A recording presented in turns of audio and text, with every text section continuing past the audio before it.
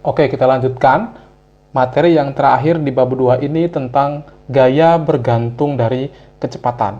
Kasus yang akan dibahas ini adalah tentang hambatan fluida.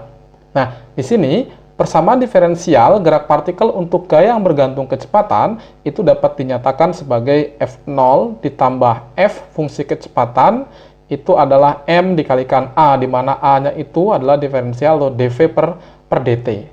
Kemarin, sebelumnya kita sudah bahas yang namanya dV per dt ini adalah V dikalikan V dikalikan dV per dx.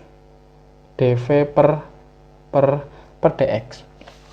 Dan F0 ini merupakan gaya konstan yang tidak bergantung dari V. Ini adalah F konstan yang tidak bergantung dari V. Tidak bergantung V. Sehingga persamaan di atas itu bisa saya tuliskan ulang dengan memasukkan VDP ke persamaan, maka adalah F0 ditambah F fungsi kecepatan itu sama dengan M dikalikan V dV per dx. Nah, untuk kasus hambatan fluida, gaya bergantung kecepatan, gaya fungsi kecepatan ini dapat dinyatakan dalam persamaan min C1 dikalikan V dikurangi C2 dikalikan V dikalikan harga mutlak dari V. Kalau kita lihat di sini, yang sebelah kanan atau yang ruas kedua ini merupakan suku kuadratik. Suku kuadratik. Kenapa kok suku kuadratik? Ini ada V kali V, ada V kuadrat. Sedangkan yang suku pertama ini adalah suku linear. Suku linear. Di mana di sini C1 dan C2, jadi C1 dan C2 ini adalah konstanta yang bergantung dari ukuran benda. Ini adalah konstanta yang tergantung ukuran benda atau bergantung ukuran benda. Tergantung ukuran benda. Nah, seperti itu. Nah, nanti akan lihat untuk lebih memahami, nanti kita akan lihat contohnya seperti apa. Oke, untuk lebih memahami materi gaya bergantung kecepatan, kita akan coba lihat sebuah contoh soal di sini. Sebuah balok digerakkan dengan kecepatan awal V0 pada permukaan licin dan terdapat gesekan udara, sehingga suku linear yang dominan. Nah, jika F0 sama dengan 0, tentukan V dan X. Karena di soal dibilang suku yang dominan adalah suku linear, maka F fungsi V dapat kita nyatakan dalam min C1 dikalikan V, sedangkan suku yang kuadratiknya tidak bisa kita abaikan. Nah, jika dimasukkan ke dalam persamaan, F0 ditambah F fungsi V sama dengan M dV per dt, sedangkan Fv-nya adalah min C1V dan F0-nya sama dengan 0, jadi ini sama dengan 0, dan F fungsi V-nya adalah ini, maka di sini bisa kita tuliskan min C1V itu sama dengan M dV per dt. Untuk mendapatkan V, ini harus kita integralkan, tapi sebelumnya kita kalikan dulu ke sebelah sini dt-nya, dan CV-nya kita kali silang. Maka di sini kita dapatkan dt itu sama dengan M dibagi min C1V dV. Nah, untuk menyelesaikannya, kedua ruas kita integralkan. Ini kita integralkan, ini juga kita integralkan. Batasnya dari 0 sampai T, yang ini batasnya dari V0 sampai V. Nah, integral dari dt itu tentu saja adalah t. Jadi integral dt adalah T. Ini adalah T. Batasnya dari 0 sampai T. Integral dari MC1VdP, M sama C1-nya itu kan konstan. Ini bisa kita keluarkan. Berarti di sini tetap min M per C1. Integral seper V itu adalah ln V. Ini batasnya dari V0 sampai V. Sehingga di sini kita tuliskan T dikurangi 0, ini sama dengan min M dibagi C1 dikalikan ln V dikurangi ln V0. Berarti di sini kita dapatkan T itu sama dengan min M dikali per C1, per C1. Ln V dikurangi ln V0, ingat sifat-sifat logaritma, itu adalah ln V dibagi V0. Nah, seperti ini. Nah, bagaimana untuk mendapatkan nilai V atau mendapatkan persamaan V? Nah, untuk mendapatkan V, di sini ingat ln adalah logaritma yang bilangan pokoknya E.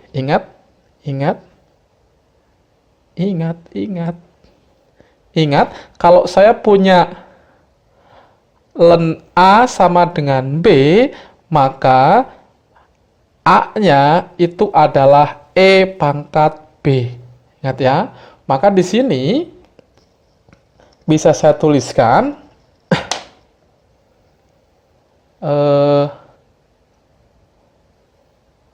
ln V dibagi V0 itu sama dengan T dikalikan C1 per M. Ini ada minnya. Sehingga V per V0, ingat sifat ini, kalau ln A sama dengan B, maka A adalah E pangkat B. Ln ini sama dengan ini, maka ini adalah E pangkat ini. Maka inilah E pangkat apa? Min C1T per M. Sehingga kita dapatkan yang namanya V. V itu adalah V0 dikalikan E pangkat min C1T per M. Inilah persamaan atau hasil untuk V. Sekarang bagaimana untuk X? Nah, untuk X-nya ini bisa kita peroleh. Tadi kan kita sudah dapat V. V itu sama dengan dari bahasan tadi, ini V0 E pangkat min C1T per M. Kita tahu V itu kan dx per dt. Dx per dt sama dengan ini. Nah, kalau dt-nya kita kalikan ke sini, maka kita dapatkan dx sama dengan V0 E pangkat min C1T per M dt. Kedua ruas kita integralkan. Ini kita integralkan. Ini kita integralkan. Ini batasnya dari 0 sampai X. Ini batasnya dari 0 sampai T. Nah, untuk mengintegralkan, ini kan konstanta ya. Untuk mengintegralkan ini nih, ini bisa kita misalkan dulu. Kita misalkan, misal U itu sebagai E pangkat T. Jadi, du per dt, ingat turunan eksponensial, du per dt ya tetap E pangkat T. Ya, E pangkat T. Padahal ini adalah apa? Ini adalah U. Sehingga di sini bisa kita tuliskan berarti du per dt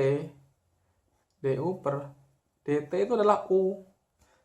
Maka kita dapatkan dt-nya itu adalah 1 per U du. Nah, si dt ini bisa kita substitusikan ke sini. Nah, ke sini. Ya. Sehingga kita dapatkan, kita lanjutkan sini ya. Ini Nah, sini kita lanjutkan. Integral dx, kan x ya.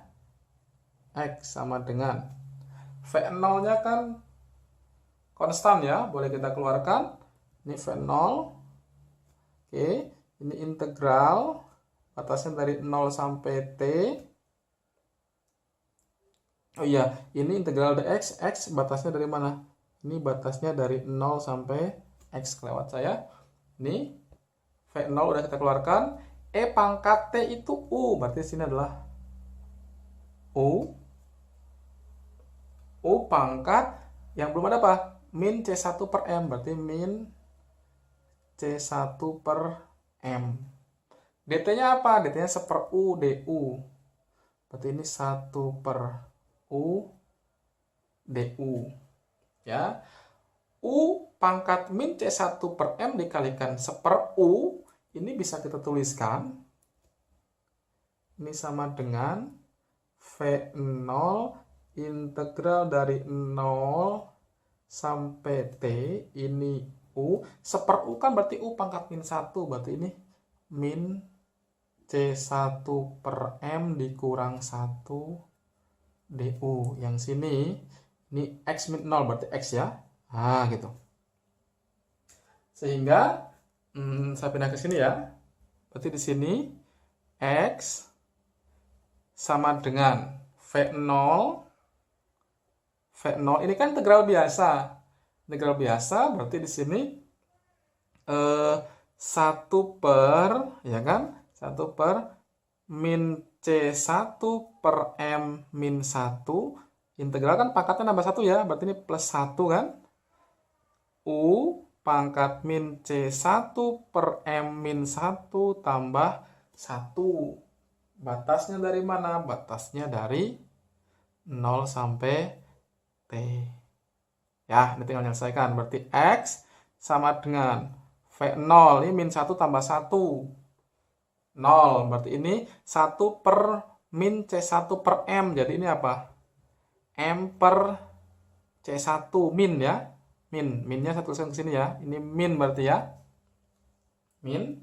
Berarti di sini ini min plus 1 ya. Berarti ini U pangkat min C1 per M. Ini batasnya dari 0 sampai T. Berarti ini sama dengan min V0M per C1. U itu tadi adalah E pangkat T. Berarti ini kita tuliskan E pangkat T C1 per M. Nah, C1 per M. Jangan lupa ada minnya. Nah, gitu. Ini batasnya dari 0 sampai T. Sekarang tinggal kita masukkan batas-batasnya. Berarti min V0M per C1 dikali E pangkat min C1 T per M dikurangi E pangkat min C1 dikalikan 0 per M. Nah, C1 kalikan 0 per M itu kan 0.